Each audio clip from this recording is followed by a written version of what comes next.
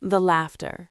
My name is Kira Vance, and the moment my older brother laughed at me across our mother's living room, something in me finally crystallized into ice. Still jobless, Kira? Must be nice having nothing to do all day. Liam's voice cut through the hum of the family BBQ, loud and smug. His finance bro friends, clones in polo shirts, erupted in laughter. One clinked his bottle against Liam's. Living the dream, right? They thought I was the family charity case, the 28-year-old sister with the creative hobby who lived in a tiny apartment while Liam soared in his fancy tech sales job at the hot new Seattle startup, Nexus Dynamics. They thought I had no power. What they didn't know, what Liam would choke on if he knew, was that every single one of them, my brother included, worked for me. I was the anonymous founder and majority owner of Nexus Dynamics. I'd built it from my studio apartment 6 years ago, an operations management platform that had quietly become the backbone of mid-sized companies across the Pacific Northwest. I'd filed everything under a holding company, used a pseudonym in early meetings, K. Vance could be anyone, and hired a face, a charismatic male CEO named David Chen, to be the public persona. I preferred the engine room to the captain's deck. It gave me clarity. And it allowed me to see the real culture festering in my own company. Liam had gotten his job because our mother, Eleanor, had begged. He just needs a chance, Kira. He looks up to you. The irony was a bitter pill. I'd instructed David to hire him fairly, with no special flags. Liam was charming, he interviewed well, and he got the job on his own merit. For a while, I felt a flicker of hope. That hope died as the reports began trickling into my anonymous internal monitoring system. Complaints about a sales director with a cutting sense of humor. Notes about a team atmosphere that felt exclusionary. Anonymized exit interviews citing a culture of subtle humiliation. The source was always the same department, sales, my brother's department. That day at the BBQ, as their laughter washed over me, I didn't flush or stammer. I simply met Liam's gaze, gave a small, unreadable smile, and set my lemonade down on the patio table with a soft click. "Enjoy the burgers, Liam," I said, my voice calm. "I've got a few things to handle." I walked out, the sound of their resumed laughter following me like the buzzing of flies. It wasn't anger I felt. It was the cold, satisfying weight of a guillotine blade finally released from its height. The audit.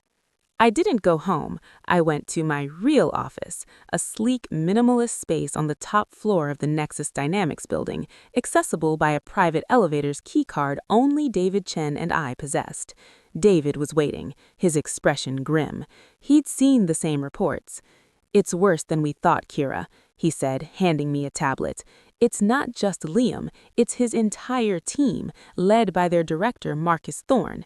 They've turned the sales floor into a frat house. The bullying is systemic. They're running interview gauntlets to haze new candidates, targeting anyone they deem too soft or not a culture fit, which is code for anyone who doesn't laugh at their cruel jokes." I scrolled through the evidence, hidden audio snippets from interview rooms filled with condescending sneers, screenshots of a private team chat riddled with misogynistic and ableist jokes, performance reviews where Liam had taken credit for a female colleague's closed deal. And then I saw the name that made my blood run cold. Sophie Reyes, a brilliant young data analyst who had transferred out of the sales ops team 6 months ago, citing health reasons. Her exit interview, now unflagged and sent directly to me, told a different story. A story of being cornered at happy hours, of her ideas being mocked as overly complicated, of relentless gaslighting criticism that eroded her confidence until she fled. I had watched my brother bully me for years, but seeing his signature on the professional destruction of a talented young woman, that transformed personal hurt into corporate treason. "What do you want to do?" David asked.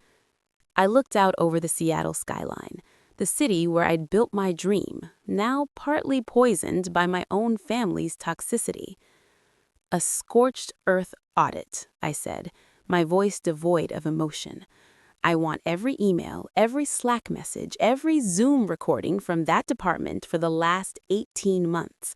I want the names of every candidate they interviewed and rejected. I want financials, expense reports, client gift logs, everything. And I want HR's records on every complaint that was informally resolved or buried. David nodded. And Liam? A part of me, the sister part, ached. But the CEO, the founder who had built this company with her own hands, was done. He is an employee in breach of every core value this company was founded on, I said. He will be treated exactly like any other employee in his position. The audit was a silent digital blitzkrieg. My forensic team worked through the night. By dawn, we had a dossier of evidence so damning it wasn't just a case for termination, it was a case for legal liability. The reckoning. The following Monday, I did not go to my secluded top-floor office. I put on a sharp black blazer, armor for the day, and took the main elevator to the 10th floor, sales. I walked onto the sales floor at 9:05 a.m. The energetic buzz died instantly. Dozens of eyes locked onto me. Very few people knew my face, but David Chen, walking silently beside me, commanded immediate recognition. Liam was at his desk, his feet up, regaling his buddies with a story from the BBQ. And then she just left. So sensitive, right? He chuckled, then froze as he saw me. Confusion, then a dawning, terrible understanding washed over his face. I didn't look at him. I walked to the center of the floor, and David handed me a wireless microphone. Good morning. My name is Kira Vance. I am the founder and principal shareholder of Nexus Dynamics. A wave of shock rippled through the room. Liam's face went sheet white. For the last 6 months, I continued, my voice amplified and calm, this department has operated in direct violation of our company's ethics, our values, and the law. You have fostered a culture of harassment, bullied colleagues out of their jobs, and corrupted our hiring process. I looked directly at Marcus Thorne, the director, who was already halfway out of his chair. Marcus Thorne, your employment is terminated, effective immediately. Security will escort you out. Your actions are being referred to our legal team for further review. 2 security officers appeared. Marcus spluttered. You can't. Who the hell are you? I'm the person who signs your severance check, I replied, which you have just forfeited. As he was led away, I turned my gaze to Liam's team, the core instigators. I read 5 names off my tablet. You are also terminated. Clean out your desks. Any attempt to delete files or contact clients will result in immediate legal action. Finally, I looked at my brother.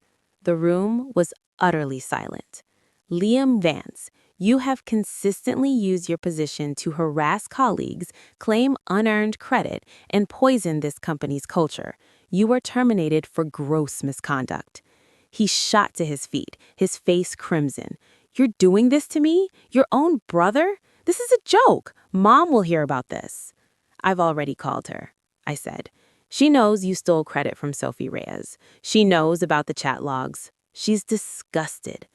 The fight drained from him. The public unmasking, the loss of his audience, was a more devastating blow than any private firing.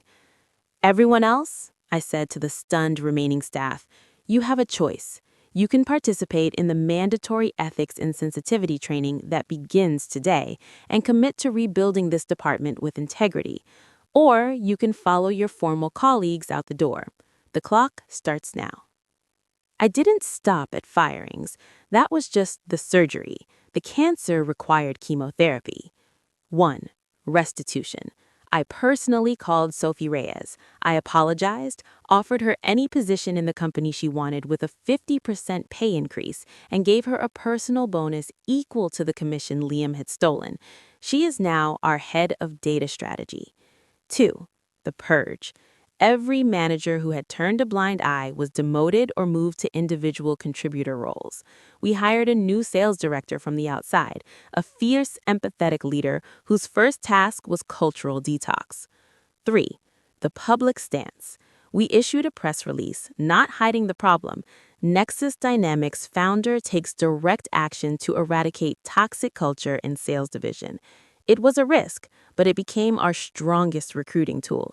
Talented people want to work for companies with integrity. 4. The family fallout. My parents were horrified at Liam. For the first time, they saw the unvarnished truth of who he was at his core. They begged me not to press charges, and I agreed on the condition he attend therapy and pay back the misappropriated commission to the company. He is now selling used cars. We do not speak. As for me, I stepped out of the shadows. I am now the public face of Nexus Dynamics. The silent CEO is silent no more. The revenge wasn't in firing my brother. It was in building something so successful that his attempt to tarnish it only made the polish brighter. It was in protecting the people he hurt. It was in swapping the family hierarchy where he was the golden child for a corporate reality where I held all the power. They laughed at the jobless sister. Now they work for her, or they don't work here at all. If you've ever been underestimated by the people who should know you best, remember, your quiet power is still power. For more stories of stunning silent comebacks and reclaiming your throne, hit subscribe. Your turn is coming. This is Clara's Revenge.